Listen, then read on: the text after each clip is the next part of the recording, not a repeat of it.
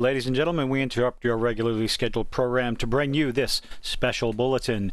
If you criticize any piece of media with a person of color as the lead, male, female, or otherwise, you are a bigot. At least, according to Mr. Paul Tassi from Forbes. In this article from Bounding into Comics, Forbes writer Paul Tassi accuses Castlevania Nocturne criticism of being, quote, rooted in racism or sexism. Shocker. I know.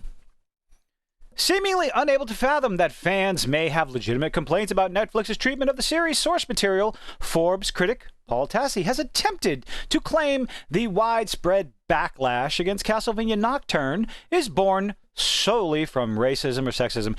I'm sure it has absolutely nothing at all to do with any sort of, I don't know, race change, sex change, whatever, gender swap, race swap, any of those things, or, you know, bastardization of the story, disrespect to the source material. It can't possibly have anything to do with that. It has to be rooted completely and totally in racism and sexism. Standalone spin-off of Netflix's core Castlevania series, Castlevania Nocturne touts itself as an adaptation of the 1994 Konami-produced video game Castlevania Rondo of Blood, and to a lesser extent the seminal Castlevania Symphony of the Night. Unfortunately, I was never able to play those games. They weren't available to me when they came out. I should probably change that. However, in typical Western adaptation fashion, Nocturne deviates heavily from the source material. And imagine that the fans of the source material would get a little put out by it. Rotten Tomato has a wonderful score because we all know they are reliable. 100% tomato meter from the critics. Shocker. But a 46% from 500 plus rating from the audience. Can you imagine that many bigots getting together to review bomb a single cartoon? It's just a cartoon. Why do you care? People love the franchise of Castlevania. I grew up with the original on the Nintendo. Absolutely love it.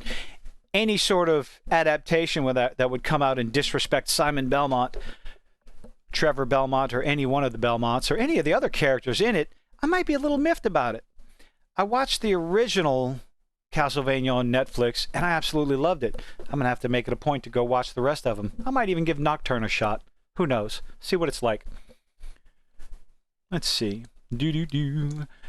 Another uprising aspect. Oh, let's see. Hold on. I skipped something. Let's go back up. Let's see. In typical Western fashion,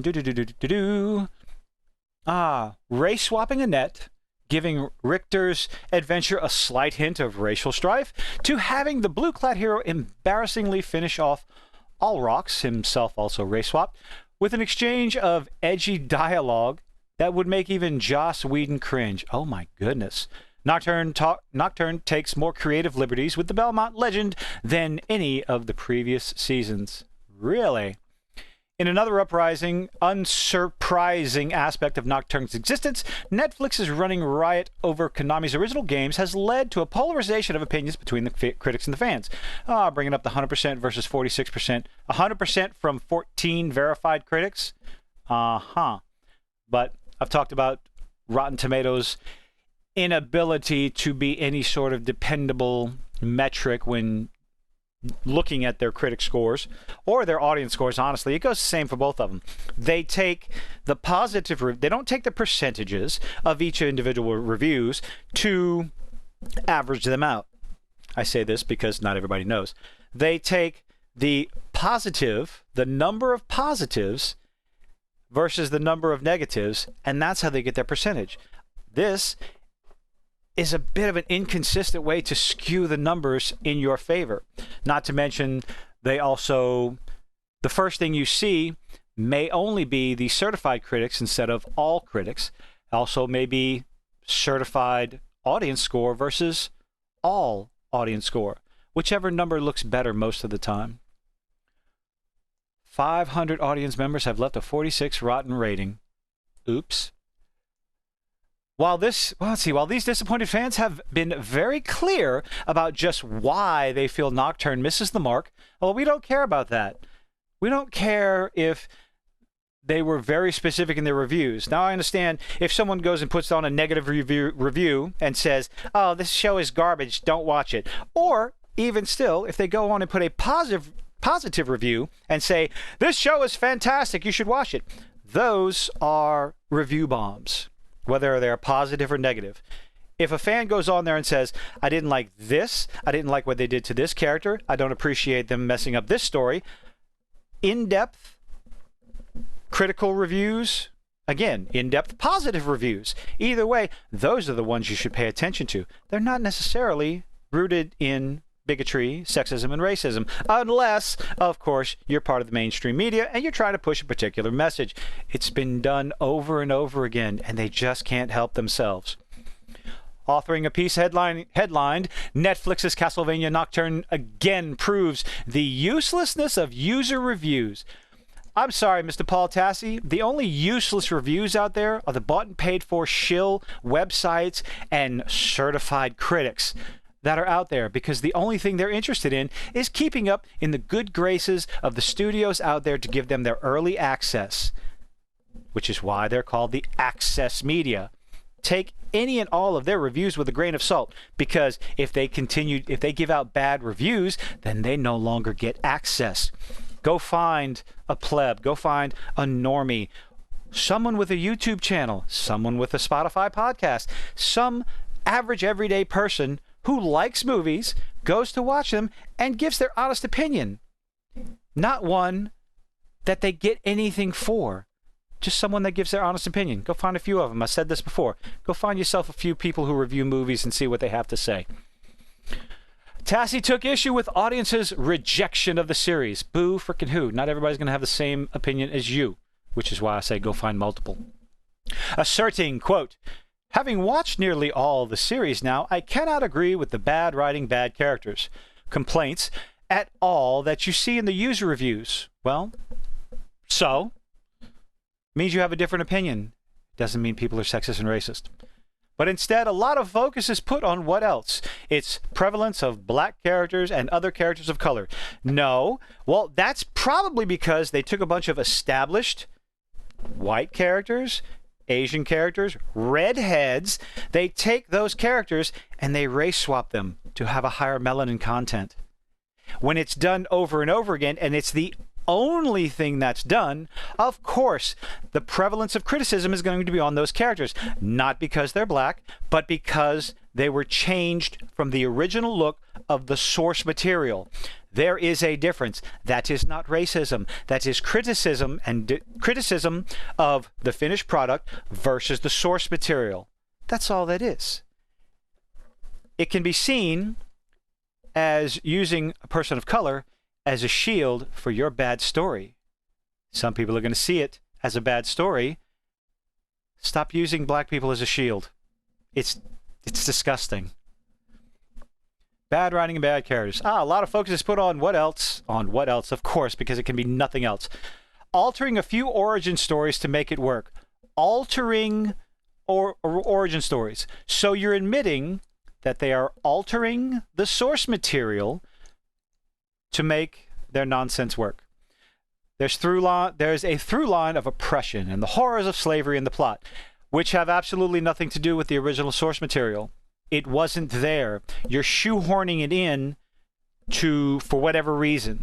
And the fans of the source material do not care for it, do not like it, and they're voicing their opinion. And outside of that, a focus on gay characters as well.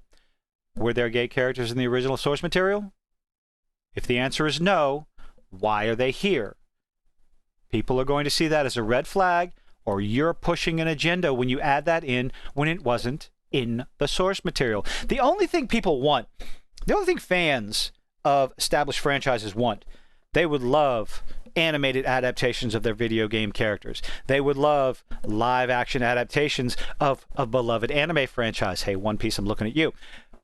Fans want that. But above all else, they want a respectful adaptation that stays true and respectful to the source material. Why can't we get that? Why are there so many self-inserts, ideological inserts, or what is seen as ideological checkbox inserts. Some are viewing as bumping up your ESG score. Go look it up. I don't care about it. He continues, I cannot tell you how exhausted I am of user reviews for projects like this. Projects that disrespect the source material? Well, I'll tell you what, Paul Tassi, fans are tired of projects like this that stray away from the source material, like The Witcher, that stray away from what fans came to know and love, such as the live-action Cowboy Bebop, which tanked and got canceled after one season. Deservedly so. Couldn't even make it past one episode. That is what the fans are tired of. So please forgive us, Mr. Paul Tassi. We don't really give a toot rat's ass about what your opinion is, because you're no better than the bought and paid for show websites, because, well, I'm pretty sure you are one, working at Forbes with your access media, putting out the reviews that you know are going to be nice and tame and continue to give you your little access media. That came out wrong, I don't care. This keeps happening over and over, where some established IP, oh, key word there, established IP includes some characters of color or different orientation and the knives come out. Again, this is called gaslighting, okay? This is a classic example of gaslighting. He claims taking an established IP and including a person of color. No, you are changing the story. You are changing the characters. If, we'll give this wonderful example, someone decided to come out with a Black Panther story, and all of a sudden, T'Challa was Saudi Arabian. We're not even going to go white. Let's say he's Hispanic. He's Brazilian. What do you think the response would be from the fans of Black Panther? People would lose their ever-loving minds because you're changing the core of the character. You're changing T'Challa to something to suit whatever desire you want, whether it's an ideological checkbox or maybe it's just to piss off the crowd. People would be just as upset. Is that racism? No. It's being critical of the disrespect given to the source material. This is no different. Stop trying to gaslight people into thinking it's not. I'm just tired of this boo-hoo cry us a river. I think user reviews can be interesting when we see splits from critics that are not rooted in racism and sexism. I'm not going to repeat myself, although I probably will before the end of the video. But Rotten Tomatoes, which is trash, have got to get a handle on this. They already have. Go back. Ever since Captain Marvel came out, they have been more controlling and manipulative of their user reviews, freezing a score at a certain percentage no matter how many more people review it. It's been proven over and over again. Hell, an article came out showing concrete evidence that they had reviewers taking money to give positive reviews. You can't deny it because, hey, whatever. Let's continue. I know there's a side that says it's critic reviews that are useless. Yes, they are. They are 100% useless. But user reviews, he ultimately concluded in his grievance, these systems have never been worse. Maybe so. To continuously say that any and all criticism, negative criticism of a black character, of a female character, is nothing more than rooted in racism and sexism. That's gaslighting.